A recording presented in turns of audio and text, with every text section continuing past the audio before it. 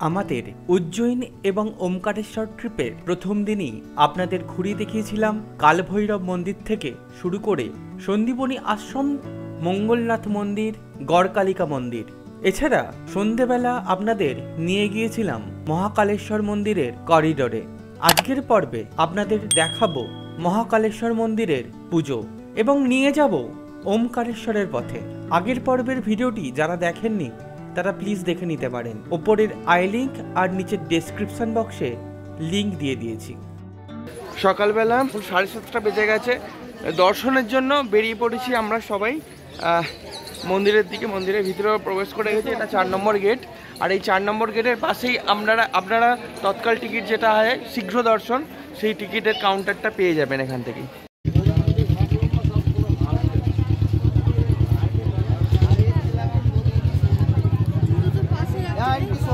এই যে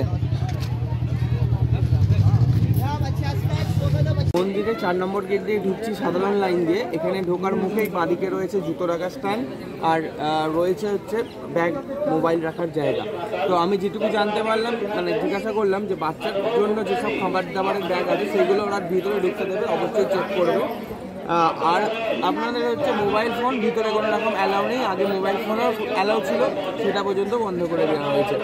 তো এগিয়েই আস্তে আস্তে পুজো দিতে। আর এই 4 নম্বর গেটে এই জায়গাটায় এসে কোনো রকম ডালা আর পাবেন না, একেবারে বাইরে থেকে আপনাদের ডালা কিনে নিয়ে আসতে হবে। আর 250 টাকা যদি শীঘ্র দর্শন করতে চান, বারে গণেশজি মন্দিরের ঠিক পাশেই 4 নম্বর গেটের পাশেই একদম কাউন্টার রয়েছে, সেখান থেকে টিকিট কেটেই আপনারা শীঘ্র দর্শন করতে পারেন। ওখানে বলছে 15 থেকে 20 মিনিট লাগবে দর্শন করতে। আর সাধারণ লাইনে কতক্ষণ লাগবে সেটা আমি গিয়ে বলছি আপনাদের। মেন করিডোরের মধ্যে দিয়ে ঢুকে যে নর্মাল দর্শনের লাইনে ঢুকে পড়েছি। লাইন এখানে প্রচুর পড়ে, কিন্তু অপেক্ষাকৃত স্পিডে বেরোচ্ছে, তাই জন্য হয়তো তাড়াতাড়ি হতে পারে। আমি বলছি কতটা সময় লাগে দেখি। সকালবেলা পাপাকে ঘুম থেকে তুলে নিয়ে এসে অত্যাচার হচ্ছে। শেষ পর্যন্ত দর্শন হয়ে গেল 12টা জ্যোতির্লিঙ্গের মধ্যে আরেকটি জ্যোতির্লিঙ্গ মহাকাল।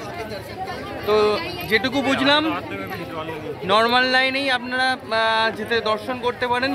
ওই 250 টাকার লাইনের কোনো সেরকম দরকারই হলো না। সে যাই হোক, মন্দির থেকে দর্শন করে ডালা সামগ্রী নিয়ে ঢুকেছিলাম, ঢুকে বেরিয়ে পড়েছি এখন। এবার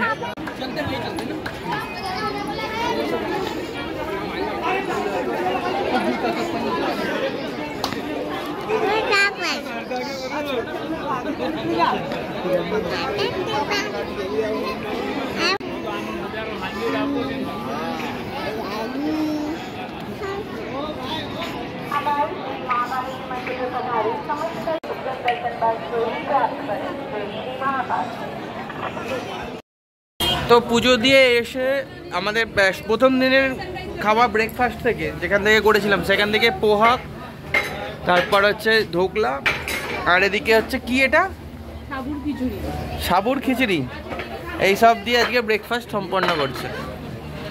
আর ওদিকে আছে খাস্তা কচুরি। এখন 4:30 বাজে, বেরিয়ে পড়েছি হচ্ছে রামঘাটের উদ্দেশ্যে এবং সেখানে গিয়ে দেখে নেবো হচ্ছে সন্ধ্যা আরতি, সিদ্ধি মায়ের মন্দির। সেখানে গিয়েও চেষ্টা করব সন্ধ্যা আরতি দেখার। ওখানে 1000 দ্বীপ জ্বালানো হয়, সেই রিচুয়ালসটা আপনাদের সাথে আমিও দেখার চেষ্টা করব।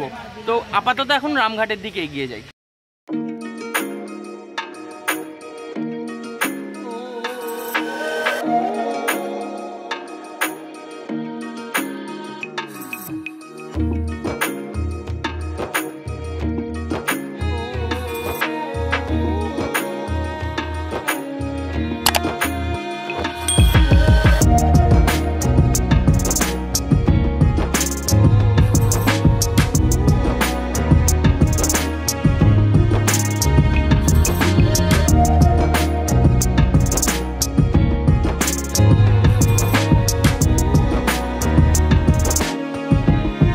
চলে এসেছি রামঘাট। আর এখানেই প্রথমে হচ্ছে সন্ধ্যা আরতি এখানেই শুরু হয়, তারপরে হরসিদ্ধি মায়ের মন্দিরে সন্ধ্যা আরতি হয়।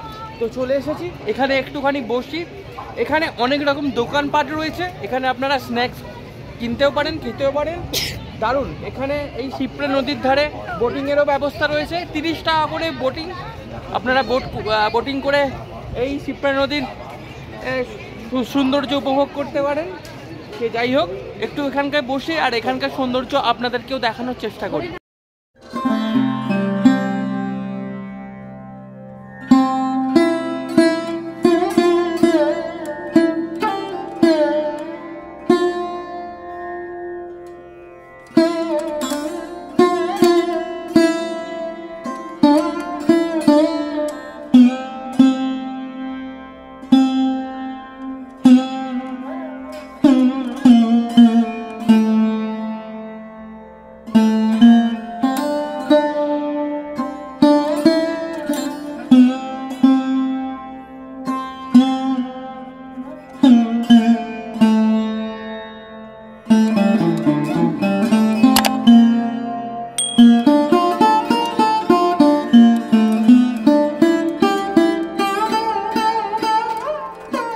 রামঘাট থেকে একটু এগিয়ে প্রথম গলির ডান দিকেই চলে যাচ্ছে হচ্ছে হরসিদ্ধি মায়ের মন্দির।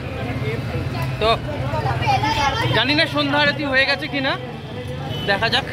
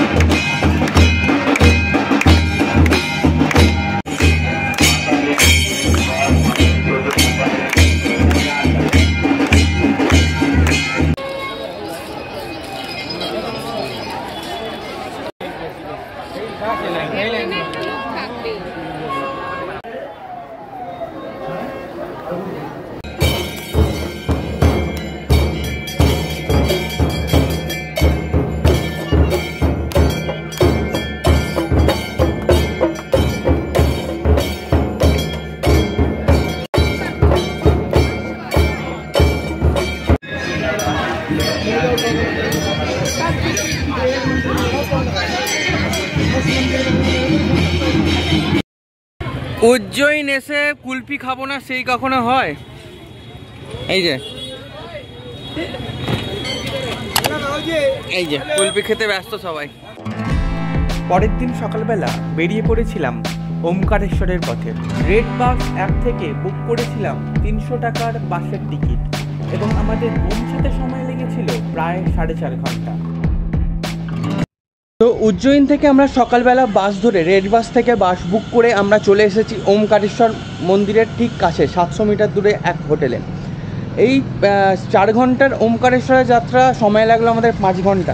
তো আমি বুক করেছিলাম ওমকারেশ্বরের মন্নাভার প্যালেস, যেটা আমার থেকে নিয়েছিল 5 জনের থাকার রুম, মাত্র 3000 টাকা। আর সুন্দর রুম। আপনাদের সমস্ত কিছু ডিটেলস দিচ্ছি, কীভাবে বুকিং করবেন সমস্ত ইনফরমেশান আমি দিয়ে দেবো। বুকিং সময় হিসাবে বাড়ে কমে, তাও এদের সাথে নাম্বার দেওয়া রয়েছে ডেসক্রিপশন বক্সে, কথা বলে জেনে নিতে পারেন। তো একেবারে নতুন ঝাঁচকচকে রুম, এই ওমকারেশ্বর রোডের ওপরই একদম। এছাড়াও আপনারা বুক করতে পারেন গজানন গেস্ট হাউস, যেটা আপনারা আগে থেকে 2 মাস আগে থেকে ফোন করে বুকিং করতে পারেন, কিন্তু আমার 2 মাস আগের প্ল্যান ছিল না, তাই জন্য আমি ওখানে বুক করিনি। ওখানে 700-800 টাকায় রুম পেয়ে যাবেন। আর কিভাবে বুকিং করবেন সেটাও ডেসক্রিপশন বক্সে লিঙ্ক দেওয়া রয়েছে। তো আমি আমার রুমটা একটু দেখিয়ে নিই।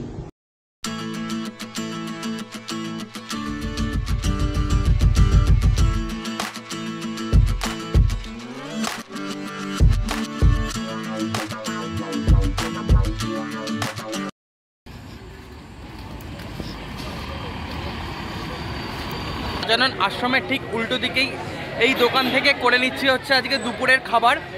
এত গরমের জন্য আমি একাই এসেছি, খাবার পার্সেল হয়, খাবারের পরিমাণও একদম ঠিকঠাক। আমি তাই জন্য এখান থেকেই করে নিচ্ছি হচ্ছে দুপুরের খাবারটা। করে নিয়ে আজকে বিকেলবেলা করে বেরিয়ে যাব হচ্ছে একটু নর্মদা নদীর তীরে সময় কাটাবো। এখানে প্লেন থালি হচ্ছে 120 টাকা, যেটাতে ডাল, রুটি, কারি, সবজি, ভাত আর স্যালাড দেওয়া হয়, যেটা আর স্পেশালে পনির ঢুকছে এখানে, আর 5টা করে রুটি দুটোতেই রয়েছে। বিকেলবেলা বেরিয়ে পড়েছি হচ্ছে নর্মদা নদীর পাড়ে ওমকারেশ্বর মন্দিরের কাছে। আমরা কাল সকালবেলা পুজো দেওয়ার প্ল্যান করছি। আর একটা জিনিস মাথায় রাখবেন, ওমকারেশ্বর জ্যোতির্লিঙ্গর সাথে মমলেশ্বর জ্যোতির্লিঙ্গ একই ধারে, দুটোই জ্যোতির্লিঙ্গ বলা হয়। ওমকারেশ্বর জ্যোতির্লিঙ্গ দর্শন করে মমলেশ্বর যদি দর্শন না করেন তাহলে এই জ্যোতির্লিঙ্গ দর্শন পূর্ণ হবে না। তাই আগে আমরা ওমকারেশ্বরে পুজো দেবো, তারপর মমলেশ্বরে যাব।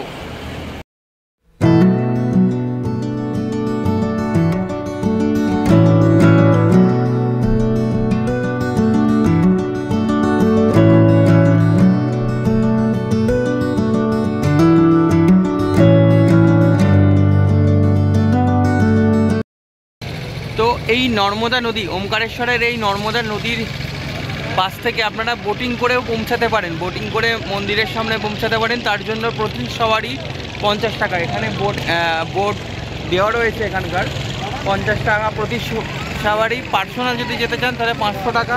ওমকার পরিক্রমা যেটা, সেটা 200 টাকা প্রতিজন।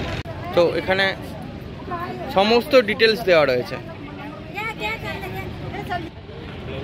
ওই হচ্ছে ব্রিজ, ব্রিজের উপর দিয়ে যাচ্ছে সবাই, আর সেই দূরে দেখা যাচ্ছে মন্দির। ভারতবর্ষের আরেকটি জ্যোতির্লিঙ্গের মধ্যে এটি একটি।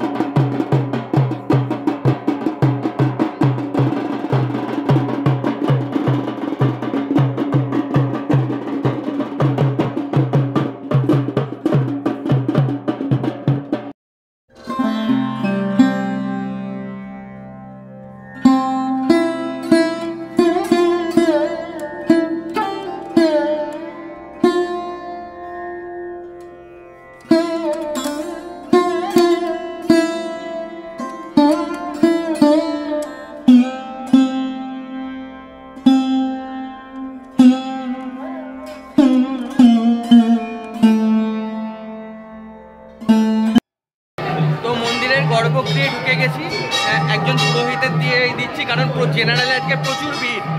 তো এগিয়ে যাচ্ছি ধীরে ধীরে। জল অভিষেক করব এখানে জল অভিষেক করা যায়।